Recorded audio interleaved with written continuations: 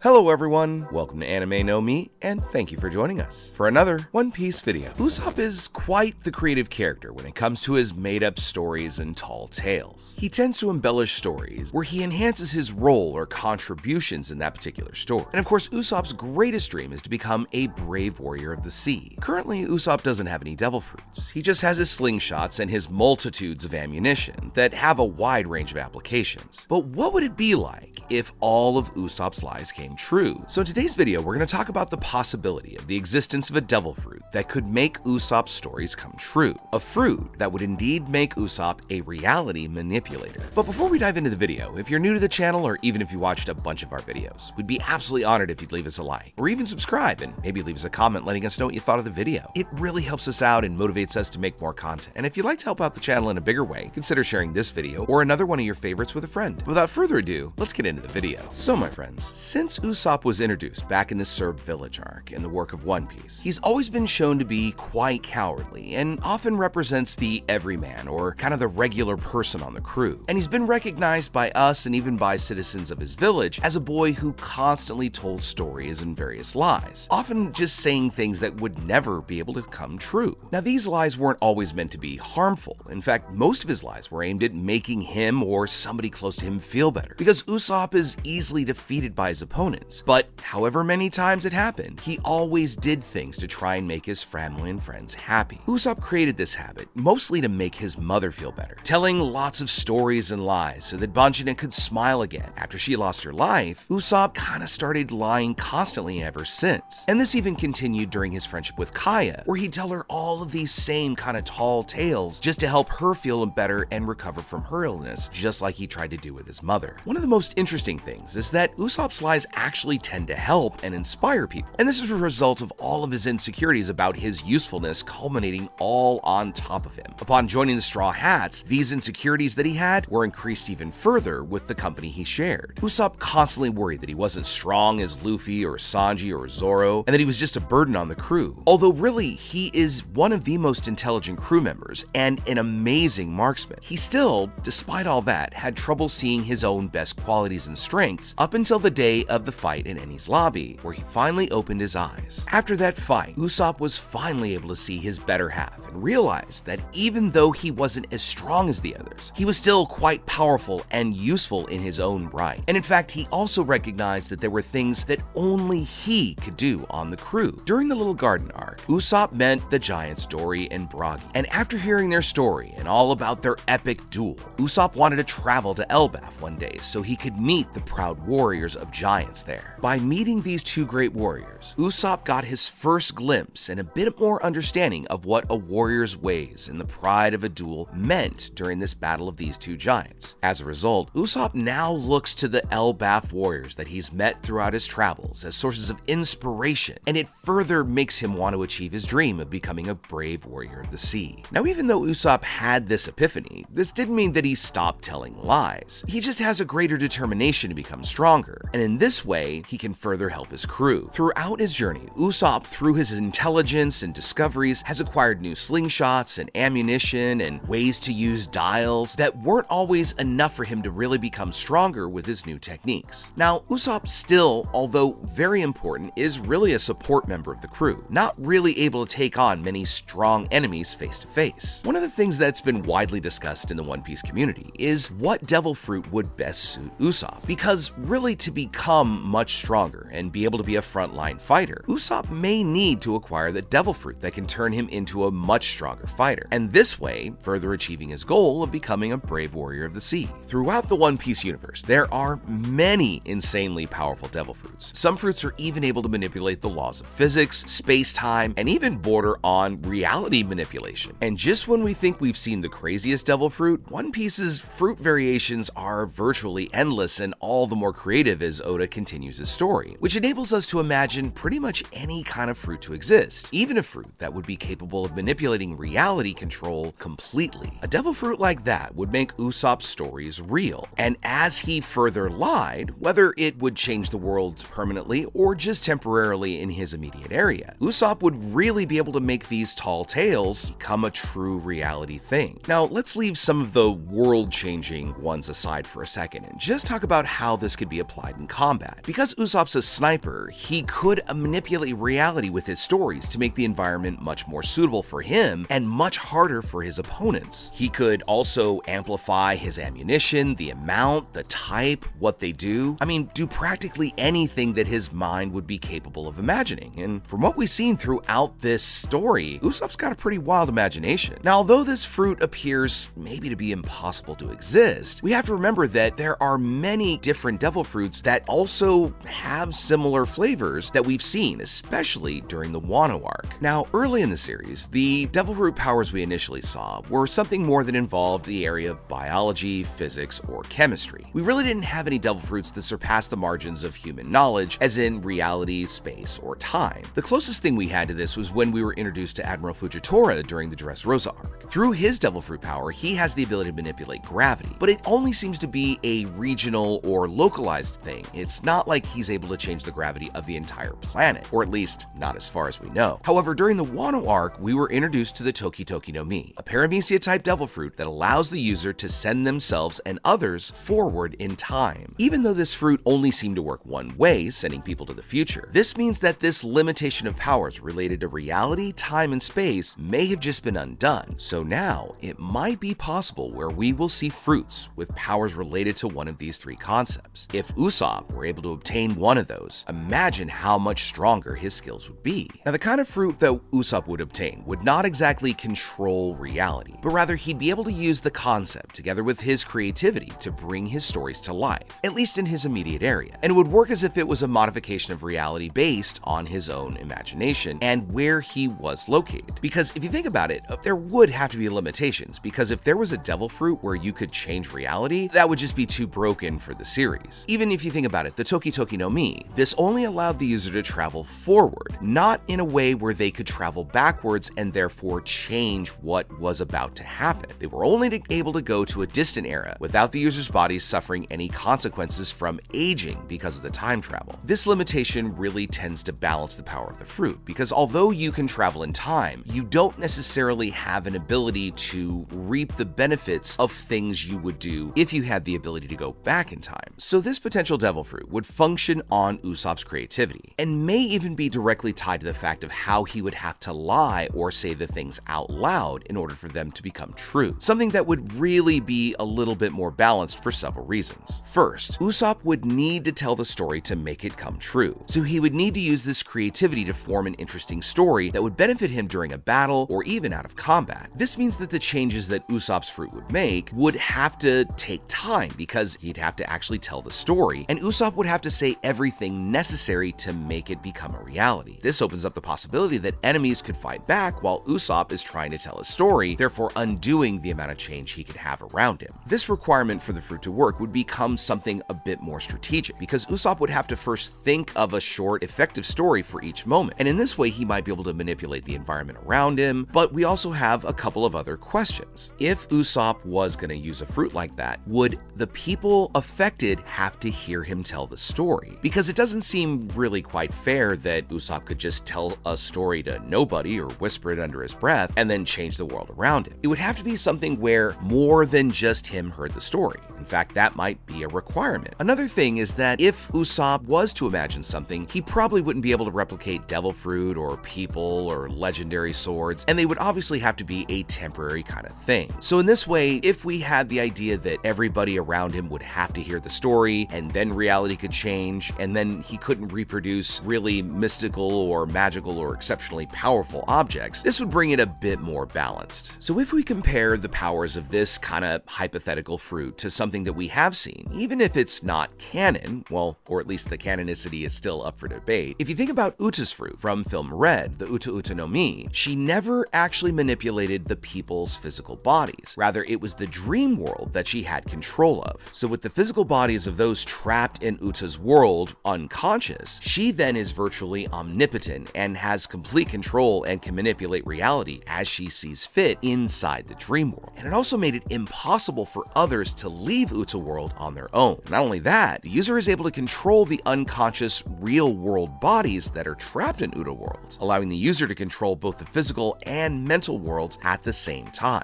Another challenge is that if the user lost their life, their ability is still activated, much like Boa Hancock's fruit, who, if she petrifies somebody and then dies, the petrified people don't come back to life, they remain in stone. So the spirits that were trapped in Uta world would remain there until they lost their lives for good by starvation or perhaps some other harm coming to their physical bodies, meaning they could only get out in one of two ways. We also saw that Uta could even trap people in Uta world through a Den Mushi. Just the people watching the video feed were taken in there. But again, as we know, usually in movies, the characters have a high power for the story to be able to develop much more quickly. Now, the weakness for Uta world is that it can only be maintained as long as the user remains awake, and it consumes a lot of stamina to maintain the skill for long periods of time. In addition, it's also possible to avoid entering Uta world if you're using something to block the sound that the Uta user sings. So there ends up being quite a few ways where you can avoid being pulled into that world. But getting back to our hypothetical, let's call it a liar fruit, Usopp's powers would probably work in much the same way. However, in the real world, it would become something that Usopp could modify based on his stories, possessing many other limitations in addition to what we said earlier in the video. But even so, it would be really interesting to see how Usopp might use a devil fruit in this way,